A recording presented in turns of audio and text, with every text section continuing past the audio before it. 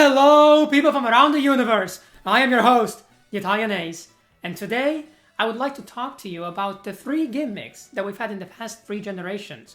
Those being Mega Evolutions, Z-Moves, and Dynamaxing.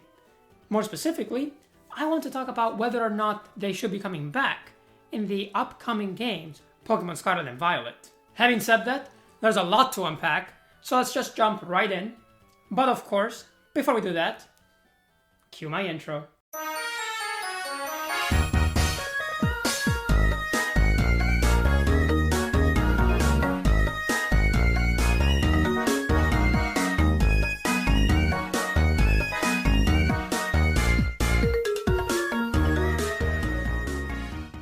So let's start this off by talking about the first of the 3 gimmicks, and that is Mega Evolution. And I have to say that from what I've seen from people online and from what I've heard from my friends and just people who are interested in Pokemon in general, this is probably the feature that the most people would want to see come back. And for the most part, I agree. I think this is the most interesting out of the 3 gimmicks.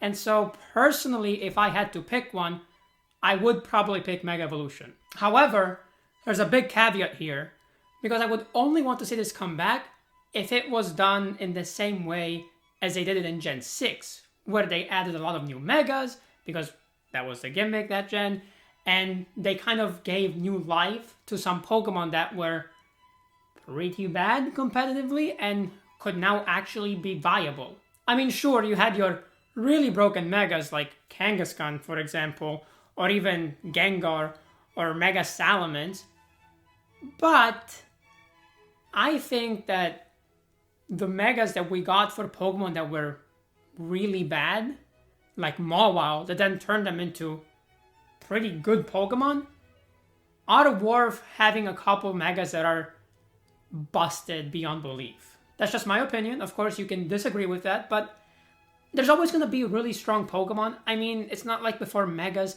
the game was perfectly balanced. When you have Pokemon like Landorus T and Xerneas and now Zacian, I don't really think having a really strong Mega like Salamence makes that much of a difference. But I can understand if you don't want to see more really broken Pokemon in the game. Still, in my opinion, the payoff was worth some of the frustration that we got by having to play against these really strong Pokemon. Plus, the designs for a lot of Megas were really cool. Not all of them, of course, there were some duds, but for the most part, they did a decent job. And as a Pokemon fan, I'm sure I'm not the only one in saying that whenever they give us new forms for Pokemon or new designs or just new Pokemon in general, that's always a good thing. And Megas did just that. So that's another bonus point in favor of Megas coming back. And we could finally get the Mega Flygon that everyone had been screaming for. So that would be pretty nice. And also, I would love to see Megas for the Sinnoh starters, for example, because all of them are bad competitively. So really, there's a lot of possibilities for them to do this well. However, like I said before, they have to implement them in a way that they add a lot of new ones, like they did when they first released Megas. Because if they're just going to have the same Megas as they did in Gen 6 and just import them into Scarlet and Violet, I don't think that's worth it, honestly. Like, the concept of Megas was cool, first and foremost, because it gave you new ways of playing with some of your favorite Pokemon. If it's the same Pokemon as before, then honestly, I'd rather them just invest the time it would take to implement Megas in the games into making the game more polished, or maybe giving us more new Pokemon, or really any new feature that is not just a rehash of something we had in the past. Also, this point kind of applies to both of the other gimmicks, but because outside of Signature Z-Moves and Gigantamax, every Pokemon can use a Z-Move and a Dynamax, it doesn't really matter as much for those 2 gimmicks as it does for Megas. So unless they're gonna bring in new Mega Evolutions, I think it's better to just keep Megas in Gen 6 and 7. Let's move on to Z-Moves, and I may be in the minority here. I'm not entirely sure, but I think so.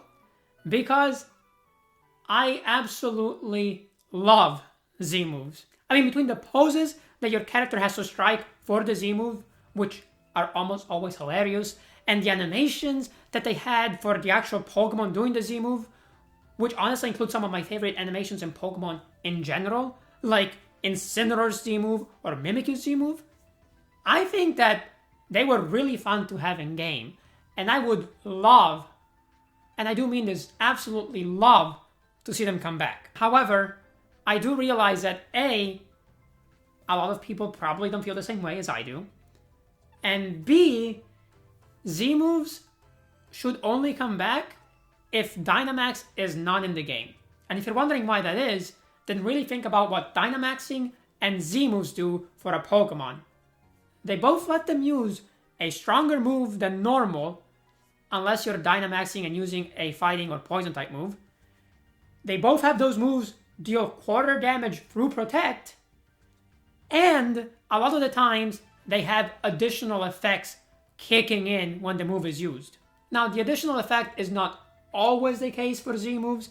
Some of them are just a really strong move, but at the same time, most Z moves have a higher base power than most Dynamax move, so the overall power scaling of them is very similar, and that's just it.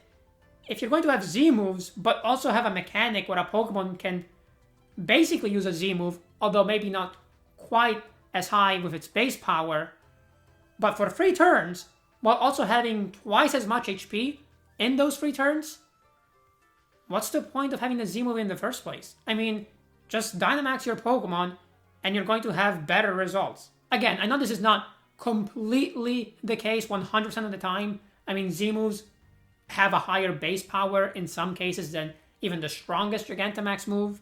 And also, when you use a Z move for some kind of a status move, it usually has some additional effect that is not just the max guard that Dynamax does. However, I still don't think it would make any sense to have Z moves in the same game that you have Dynamaxing. The differences are just too small, and I think if you had both of these, then now you're basically going to have 2 different ways that a Pokemon's Protect can be rendered less effective, and 2 different ways in which a Pokemon can dish out massive damage in 1 turn. And I just don't think it makes any sense. So again, personally, I would love to see Z moves come back because I prefer them over Dynamaxing. However, again, I know I'm in the minority probably. And also, if they're going to have Dynamaxing, then I don't think Z moves should be in the game at all. And speaking of Dynamaxing, let's talk about this last gimmick and whether or not I think it should be brought back for Gen 9. So I'm not gonna lie, Dynamax in and of itself doesn't really interest me all that much because most Pokemon don't change their appearance. Their moves are the same as every other Pokemon that's using that Dynamax move. And anyone can use Dynamax, so it doesn't really feel unique in any way, shape, or form. However, Gigantamaxing can be a lot of fun, so I could be persuaded to have these come back for Gen 9 if they add even more Gigantamax options. I mean, Gigantamax is the reason why a lot of Pokemon became really viable, especially at the beginning of Gen 8, with the best example probably being Lapras, who, under normal circumstances, is very underwhelming. However, with the Gigantamax effect that just let it set up Aurora Veil for free while also doing damage, yeah, it was ridiculously good for the beginning metagame of Gen 8. Seriously, before they started introducing legendary Pokemon and the restricted legendaries and all of the different national decks, Lapras was just everywhere in competitive doubles. Like, I would see it in at least 30 to 40% of the teams I would be going up against in Master Ball tier. And it was for a good reason. I mean, the effect was just so strong that not having it on your team was usually a hindrance. Now, of course, when legendaries didn't come into the game, especially the restricted ones, then the power of those Pokemon kind of made Lapras not obsolete, but not as useful, so it's definitely dropped off in usage from the beginning of Gen 8 to now.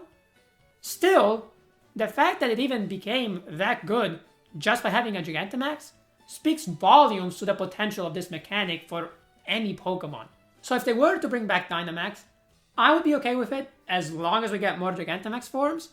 But this is kind of like Megas. I mean, if you're just going to give me the same Gigantamax forms as in Gen 8 and nothing new, then I'd rather you come up with a new mechanic or just polish the game more or give me more post-game content than spend the time to implement Dynamaxing into Gen 9. And that's kind of the common theme for all of these mechanics. I think they would be good to have back if, and only if, they did something new with them. Because none of them are so incredibly fantastic that we can't have a Pokemon game without them. I mean, just look at Gen 8, it has neither Z-moves nor Megas, and it was still a really fun game to play competitively in. So clearly we don't need them, and because of that, if they're not going to do something fresh with them, then I'd rather them just not invest that time into bringing those mechanics back and give us new features that we can all enjoy. Also, this is all without taking into account whatever gimmick they come up with for Gen 9, because they're going to have something there. Come on, we all know this. And it's very possible that maybe that gimmick makes Megas obsolete for whatever reason, or Gigantamaxing obsolete, or all of them obsolete. And in that case, then obviously don't bring them back and just focus on this new gimmick. And then if we like it, maybe keep it for the next gen. And if we don't, then do with it what you did with the other 3 gimmicks and just leave them in the past. Also, I know that there's a lot of speculation that the gimmick for Gen 9 is items that let a Pokemon get a 3rd typing. But I really hope that's not the case, because I think that will break the competitive metagame so badly that I don't even want to think about it. I mean, now you're going to have Pokemon with 3 stab moves, and also Pokemon that potentially could have way less weaknesses than they did before, and maybe that was the only way they weren't broken. Or maybe Pokemon that now can have 8-time weaknesses? What? No, like, please don't implement a 3rd typing into the game. I think it's going to be a disaster. And hey, maybe I'm wrong. Maybe giving Pokemon a 3rd type is going to make everything perfectly balanced. And if that's the case, then fantastic. But I just don't see how that's going to happen. So I would be very cautious with them adding a 3rd type for any Pokemon. Anyway, that is it for the video. I hope you enjoyed it. Let me know which of these mechanics you would want to see come back, if any of them at all, and let me know why. And of course, if you want to see more Pokemon content, not just about the upcoming Gen 9 games, but any Pokemon thing in general, because you never know what crazy idea might hit me from day to day, then I do recommend subscribing. And I hope to see you all in the next video. But until then, remember to follow the way of the Ace. See ya!